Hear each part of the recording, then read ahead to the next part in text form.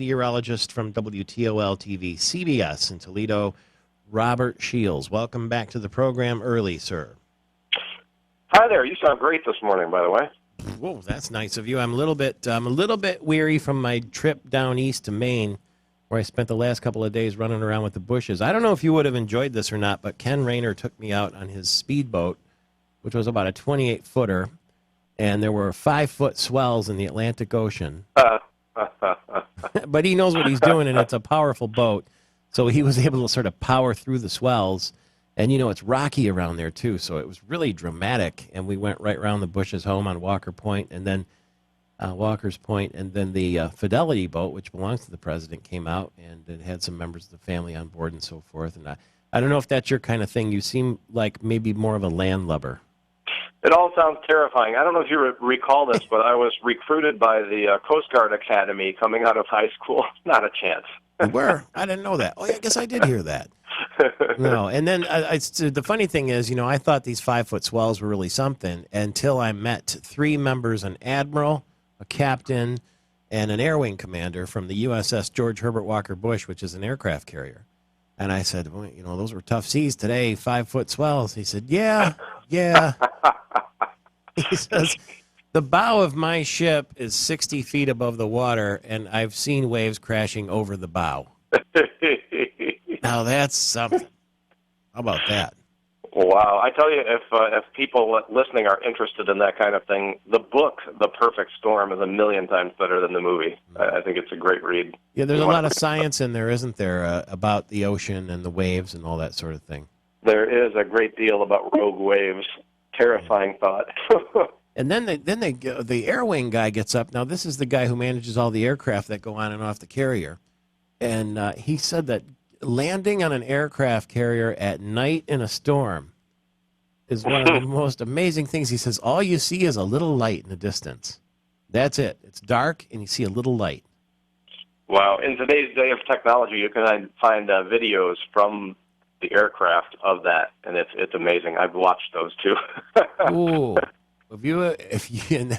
the old line is, if you haven't landed on an aircraft carrier in a storm at night, you ain't never been nowhere, and you ain't never done nothing. I prefer to watch it from my desk here on the computer screen. Thanks to YouTube.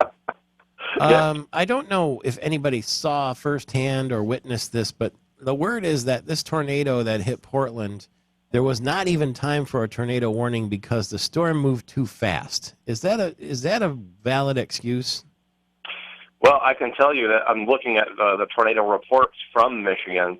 Oftentimes, the National Weather Service does issue these warnings in advance, but we tell people in this type of situation, do not try to go outside and look at the storm or see it, because they are moving very rapidly. And I'll tell you, the storms 2 days ago were going about 55 miles per hour.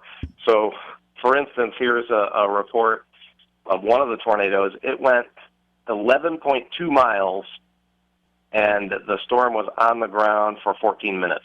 So this thing is going nearly a mile a minute. I mean, they were cooking. It's out of Grand Rapids, actually, the National Weather Service person who said that if they, every time they had a little bit of a rotation, they put a warning up, they'd have a very high false alarm rate. One wonders if should they be erring on the side of caution, or is he wise to take his chances like that? Well, we talk about this a lot because people, it is a very hot topic. I mean, there will be a number of false alarms because the radar sees rotation in the storm. We analyze it on the screen and say this is a precursor to a tornado, and a tornado could develop any time in the next 15 minutes in this warned area. But think about this. If they waited, like in the old days, for a report of a tornado on the ground, it would be over with by the time the warning was issued.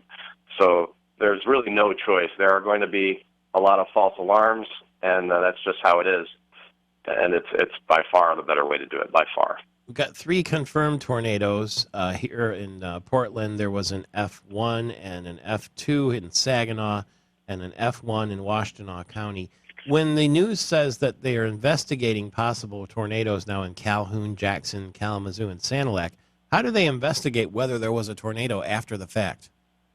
Right now, it's a lot easier to do because not only do we have ground reports of where the damage is, but they can go back and look at the saved radar data and try to find the rotation within the storm, even if it's very minute, even if it's only for one scan of the radar, and pinpoint exactly where that was. And then what they do is essentially go out and look at the damage and try to find rotational damage. So if a straight line wind comes out of a thunderstorm, trees fall over in one direction. That's easy.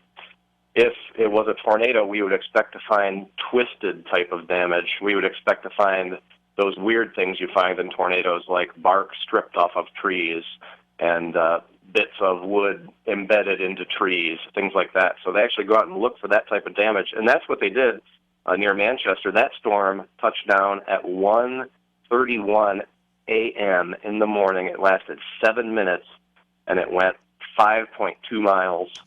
Amazing storm. What's the difference, F1, F2, F3? Those are based on the strength of wind in the storm, and oftentimes the classification is made by looking at the type of damage that's created. So when you hear EF2, it's winds of 111 to 135 miles per hour spinning around in that tornado. And then the crazy thing is that storm is moving 50 miles an hour. On the right side of that storm, picture a rotating storm. When it's moving that fast, you can actually add the movement of the storm to the speed of the rotation and add those together. That's why it could make such terrific damage on one side of the storm and weak damage on the other side. And that's what. Well, luckily, no serious injuries, but